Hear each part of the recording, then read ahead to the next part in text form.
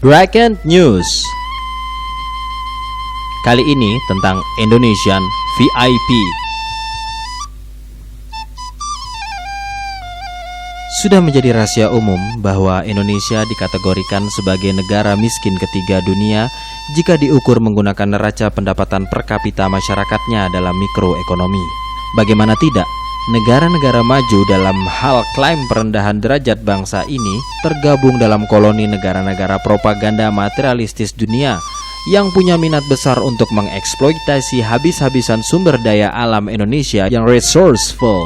Karena jika mereka tidak menggunakan statement ini, maka mereka akan membeli sumber daya alam kita dengan harga mahal, sebab berhadapan dengan konsekuensi investasi yang berat, seperti membayar pekerja Indonesia dengan gaji standar negaranya, mewajibkan mereka selaku investor luar negeri untuk memerdekakan pekerja Indonesia untuk tergabung dalam SPSI atau Serikat Pekerja Seluruh Indonesia, yang jelas akan mengancam kebusukan manajemen subjektif mereka yang superior.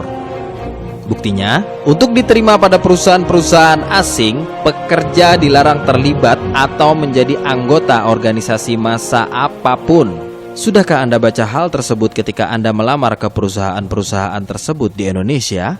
Artinya, pemerintah memberi kekuasaan para investor asing tanpa banyak memperhatikan kesejahteraan lahir dan batin rakyatnya. Sementara di hadapan bangsa-bangsa lain, kita sering mendengar berita-berita yang memalukan, seperti tenaga kerja Indonesia di negeri tetangga yang diusir-usir seperti binatang dengan alasan mereka bekerja dengan permit yang tidak berlaku lah, datang secara ilegal lah, dan lain sebagainya, yang notabene hal itu tidak dapat kita salahkan, tapi jelas memperburuk situasi untuk memperkuat klaim, bukan? Bagaimana dengan perusahaan-perusahaan asing di Indonesia yang kebanyakan di antara mereka yang masih dalam status pendatang dengan visa turis, bukan dengan visa usaha? Kenapa pihak imigrasi seperti tidak ada cara atau inisiatif untuk segera memberangus mereka?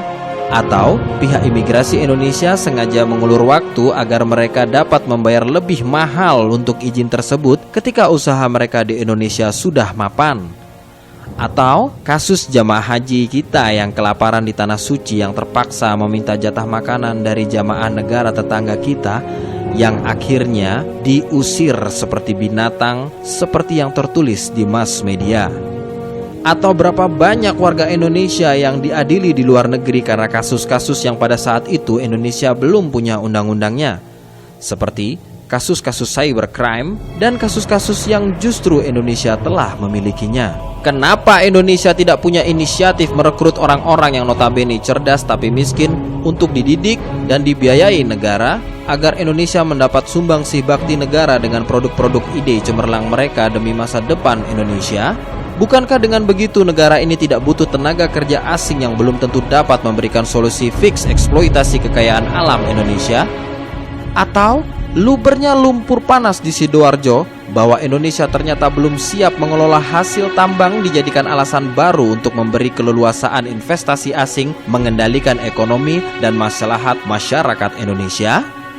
Kenapa kita tidak berpikir mungkin ini hukuman bagi kita yang telah menyia-nyiakan masyarakat kita sendiri, yaitu masyarakat Indonesia, untuk tidak memberikan mereka fasilitas VIP atau very important partner untuk hal-hal yang bernuansa hajat hidup, pekerjaan, berkebangsaan, dan bermasyarakat di negeri mereka sendiri yang mereka cintai bernama Indonesia. Sementara negara lain sudah melakukannya jauh sebelum kita mulai berpikir.